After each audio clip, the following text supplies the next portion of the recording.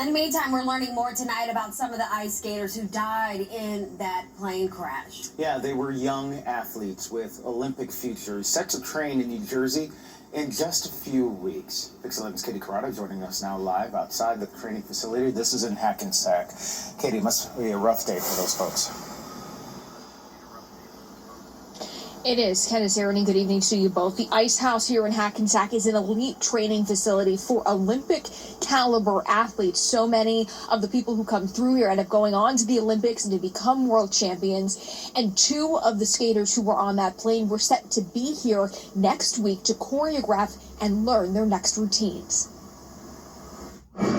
A week-long trip to the Ice House in Hackensack no longer happening. A young boy and a young girl were planning to travel. After they got home from Wichita this week, they were planning to travel to Ice House next week to get what's called their new programs choreographed. Those skaters were on board the plane that crashed Wednesday in Washington, D.C. Craig Morisi is the director of figure skating at the Ice House.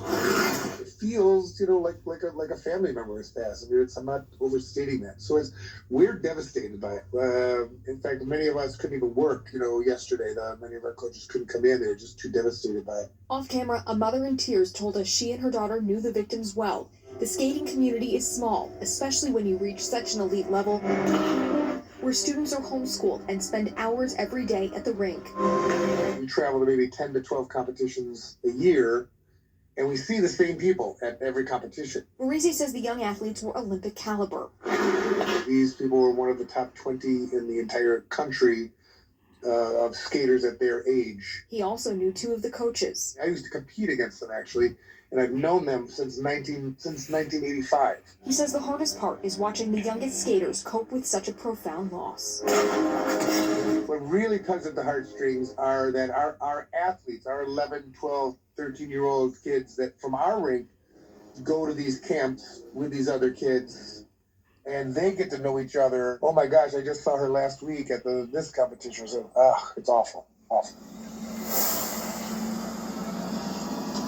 And the mother I talked to said what makes this even worse is just knowing the grueling schedule that parents and these skaters follow, the lifestyles they have to lead in order to compete at such a high level, and then to see it all disappear in just a matter of seconds.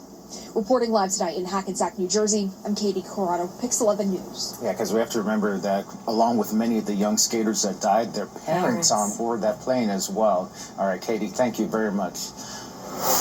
All right, the weekend is here. Woo, cloud cover. It is a very low ceiling over Manhattan sky right now.